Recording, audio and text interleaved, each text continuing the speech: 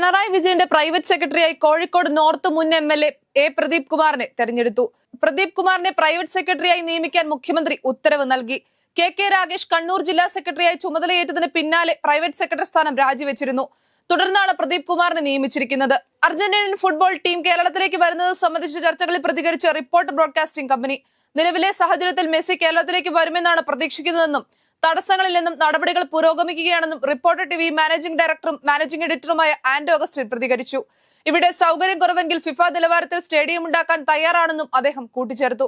Bar അസോസിയേഷനെതിരെ Manjoor കോടതിയിലെ senior അഭിഭാഷകന്റെ മർദ്ദനത്തിനിരയായ അഭിഭാഷക ശ്യാമിലി സഹപ്രവർത്തകരുടെ പിന്തുണ ലഭിക്കുന്നില്ലെന്നും തനിക്കെതിരെ അഭിഭാഷക സമൂഹത്തിനിടയിൽ കഥകൾ പ്രചരിക്കുന്നുവെന്നും ശ്യാമിലി പറയുന്നു. താൻ എന്ത് തെറ്റ് ചെയ്തുവെന്നറിയില്ല, തന്റെ മുഖത്ത് തെളിവുകളുണ്ടെന്നും ശ്യാമിലി പറഞ്ഞു.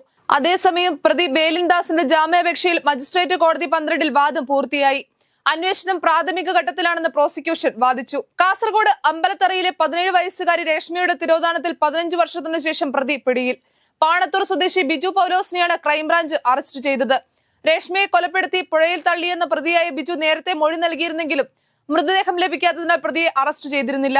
നെടുമ്പാശ്ശേരിയിൽ യുവാവിനെ കാറിടിപ്പിച്ച് കൊലപ്പെടുത്തിയ CISF ഉദ്യോഗസ്ഥരെ സർവീസിൽ നിന്ന് പിരിച്ചുവിടാൻ നടപടി തുടങ്ങി. CISF DIG R പൊന്നി, AIG ശിവ് പാണ്ഡെ എന്നിവർ നെടുമ്പാശ്ശേരിയിലെത്തി. CISF ഉദ്യോഗസ്ഥരുടെ പ്രത്യേക യോഗം ചേർന്നു. റിമാൻഡിലായ സാഹചര്യത്തിൽ പ്രതികളെ സർവീസിൽ നിന്നും നീക്കാൻ നടപടി ആരംഭിക്കാൻ നിർദ്ദേശിച്ചു.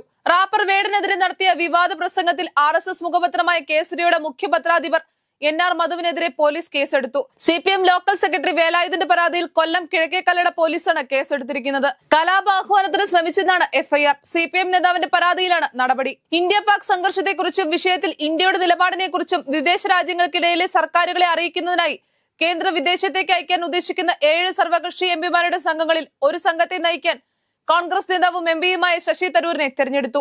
രവിശങ്കർ പ്രസാദ്, സഞ്ജയ് കുമാർ ഝാ, ബൈജയന്ത് പാണ്ഡെ, കനിമൊഴി കരുണാനിധി, സുപ്രിയ സുലെ, ശ്രീകാന്ത് ഏക്നാഥ് ഷിൻഡെ എന്നിവരാണ് തരൂരിനൊപ്പം പ്രതിനിധി സംഘങ്ങളെ നയിക്കുന്ന മറ്റ് MPമാർ. പാകിസ്ഥാന് നിർണായക വിവരങ്ങൾ കൈമാറിയ സംഭവത്തിൽ 6 പേർ അറസ്റ്റിൽ.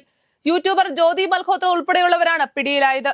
ഇവർ പാകിസ്ഥാൻ ഇന്റലിജൻസിന് തന്ത്രപ്രധാനമായ വിവരങ്ങൾ ചോർത്തി നൽകിയെന്നാണ് അന്വേഷണത്തിൽ കണ്ടെത്തിയത്.